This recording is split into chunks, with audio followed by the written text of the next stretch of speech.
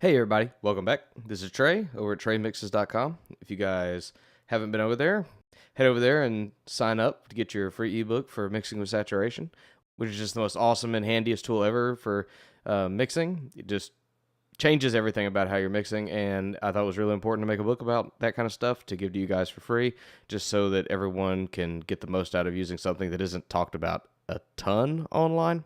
So anyway, head over there and do that. While you're here, subscribe, bell, like, comment, the whole thing. If you want to see certain videos about something, half of my videos, I bring up topics for videos because someone in the comments says, hey, make a thing about this, or I have a question about this, and then I just love being able to directly answer questions for people because I think that that's a great way for us to learn things together, is to ask questions, and all of us learn and find answers together or give examples and try to help each other out so we all make better music. To continue the discussion from last week, we're going to talk about notch filtering some more and kind of doing it with some orchestral stuff for you guys who want to do some more orchestral things or work with, if you're doing trailer music or you're working with orchestras or small bands or acoustic bands, it's really useful to be able to do this kind of thing. So today we're looking at a song, and specifically this flute. The flute tends to be such a high-pitched instrument that it can get a little ear-piercy from time to time, and you want to make sure that you don't make people turn off your song when the flute comes in, and the flute or the recorder or the piccolo comes in, and then everyone's ears start bleeding because it's so squealy, and they turn off your mix and don't listen to your song. So real quick, let's listen to this section of flute work here.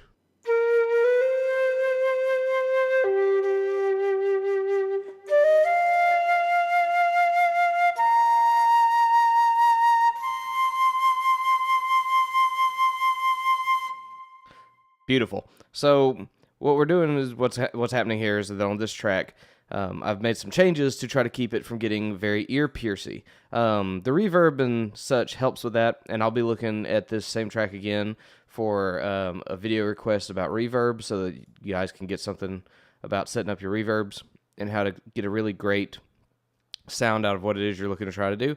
But for this scenario right here, let's turn off our processing and just look at how flutes get.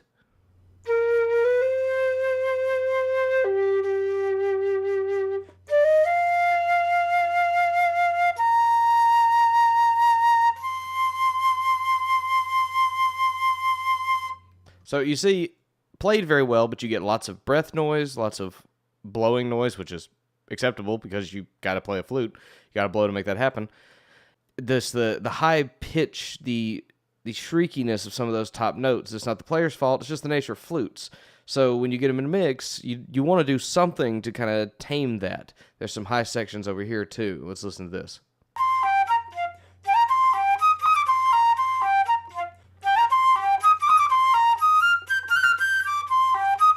And as you train your ears to listen for these kind of things, you're going to start hearing more of those kind of piercing noises that you don't like, that some people may not can hear, but it doesn't matter if they can or not. It's your job to make sure that they want to keep listening to your song.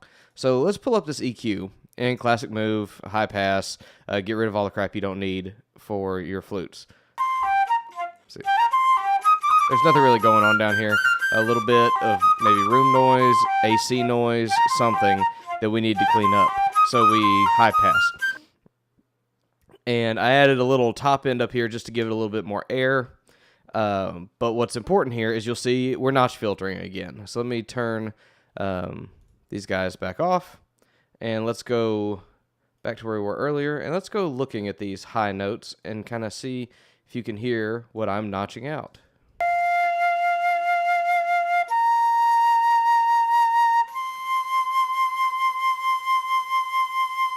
With practice, you're going to learn to hear these things. But until then, if you just know that something's bothering you, make yourself a tight cue, and let's go looking.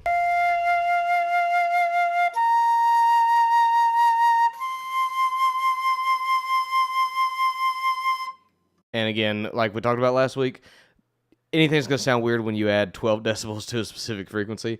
So we're just doing that to find it. But you heard how it's just ringing and ringing and ringing. And if we get rid of this, get rid of that shrieking,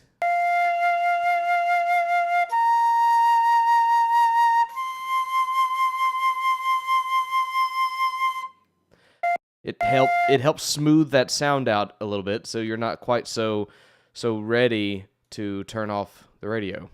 So here, we'll go back to this note. We'll turn this on and off.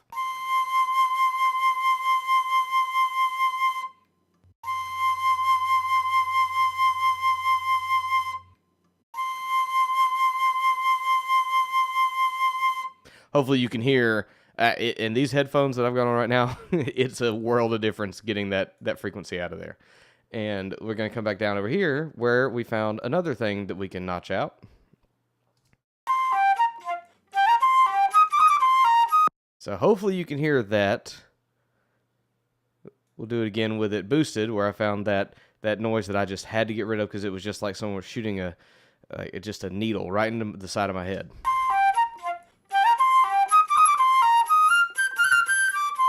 All right.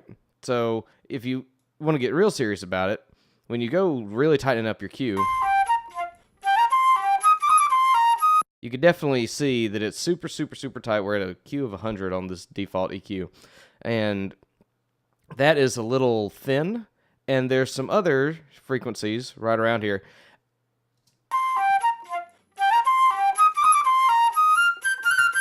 that are slightly higher. So if you want to grab those two, just lower your Q enough that it widens out a little bit to grab those frequencies too. Now, since you've heard that enough and I don't want to keep making your ears bleed, let's go ahead and just pull that out. Still there a little bit more out. So much easier to hear and listen to.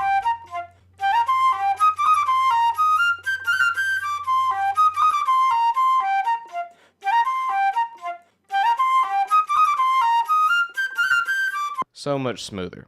And that's not all the processing we did here. We'll put the verbs and delay back on. And if you've watched any of my videos, I encourage you to go and grab this dynamic EQ to really also help smooth out any kind of frequencies that get out of control on any instrument. And I have other videos about this particular plugin. I recommend everyone go get it immediately. It's fantastic.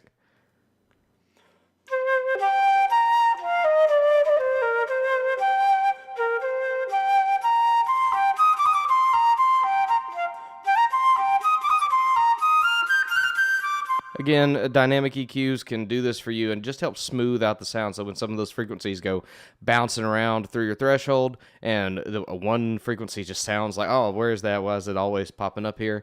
You can use a dynamic EQ to tone those down, but that's a story for another video. So hopefully, again, notch frequencing, hopefully you found this useful. Super important to learn how to do this so that your stuff gets smoother and you're not hurting people who want to listen to your music. And particularly in violins, flutes, sometimes keyboards, any kind of woodwind instrument will tend to have an issue kind of like this, where certain notes will get out of hand and you just got to get in and just pull out those certain frequencies. So thanks again. Thanks for hanging out. Any questions, comments, leave them. And I'll be happy to get around to making other videos based on your comments, aside from the things I already have planned. So thanks very much. Share if it was helpful. Bye.